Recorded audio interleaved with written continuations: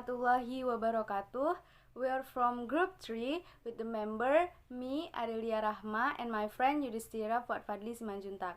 So in this video we would like to explain our material in chapter 3, and the title of the material is Encoding and Decoding. Let's see our explanation about encoding and decoding process. Encoding and decoding process. Menurut Stuart Hall, teori encoding dan decoding proses memandang bahwa setiap pesan atau makna yang disampaikan merupakan rangkaian peristiwa sosial mentah di mana terdapat ideologi di dalamnya. Menurut Stuart Hall, proses ini melalui 3 momen yang berbeda, yaitu encoding, decoding, serta interpretasi dan pemahaman inti dari analisis reaksi audiens. Model teori ini merupakan metode yang menyoroti baik pesan maupun interpretasi khayalak terhadap pesan tersebut. Menurut Hall, encoding dapat diartikan sebagai proses analisis konteks sosial politik atau terjadi saat konten diproduksi. Sementara itu, decoding adalah proses konsumsi dari suatu konten media. Hall menilai bahwa terkadang individu memiliki paradoks tersendiri dalam menangkap pesan. Proses penerimaan pesan tidak akan terjadi apabila individu tidak memiliki kemampuan untuk menerima pesan. Selanjutnya, terdapat 2 tahap produksi wacana dalam encoding dan decoding. Yang pertama yaitu tahap penyampaian pesan.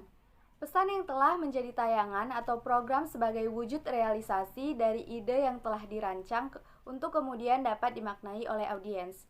Proses pemaknaan pesan yang dilakukan oleh individu tidak dapat secara langsung menerima atau struktur makna satu dari produsen. Sehingga ketika pesan ini ditayangkan, pemaknaan atas isi pesan tersebut dapat menjadi beragam dan bergantung pada audiens sebagai penerima pesan atau receiver. Lalu yang kedua yaitu tahap pemaknaan. Pada tahap ini, audiens berusaha untuk membongkar kode dari tayangan untuk kemudian dimaknai atau decoding. Proses ini begitu dipengaruhi oleh latar belakang audiens.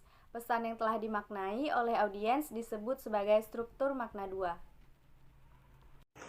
Assalamualaikum warahmatullahi wabarakatuh. Jadi saya akan menjelaskan 3 tipe dalam encoding dan decoding, yaitu yang pertama dominan. Dominan ialah ketika halayak menerima pesan dari media secara penuh dan memaknai pesan tersebut seperti yang diinginkan oleh media halayak berada pada posisi yang dominan. Dalam hal ini berlangsung pertukaran komunikasi yang sempurna. Yang kedua, negosiasi.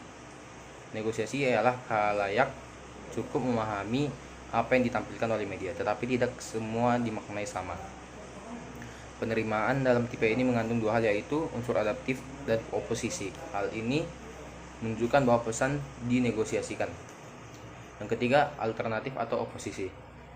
Ketika khalayak sama sekali menolak pesan yang disampaikan media, maka halayak tersebut berada pada posisi oposisi. Mereka menolak pesan tersebut karena tidak sesuai dengan pengetahuan dan nilai yang dianutnya. Jadi contoh dari encoding dan decoding. Jadi contoh dari 3 tipe encoding dan decoding yaitu pro dan kontra dalam pembelajaran daring. Menurut dominan, dia setuju dengan pembelajaran daring karena jika belajar daring dia masih bisa membantu pekerjaan orang tua dalam memperingan pekerjaan rumah dan hemat biaya hidup karena semua ditanggung oleh orang tua. Yang kedua, menurut oposisi,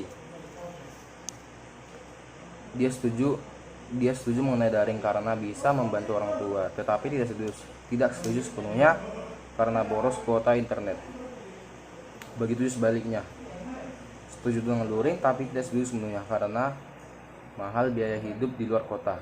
Yang ketiga, menurut oposisi, dia tidak setuju dengan pembelajaran daring karena boros terhadap kuota internet, tugas lebih banyak, materi susah dimengerti, maka lebih baik luring karena masih bisa berdiskusi dengan kawan dan materi dari guru atau dosen lebih mudah diterima. Terima kasih.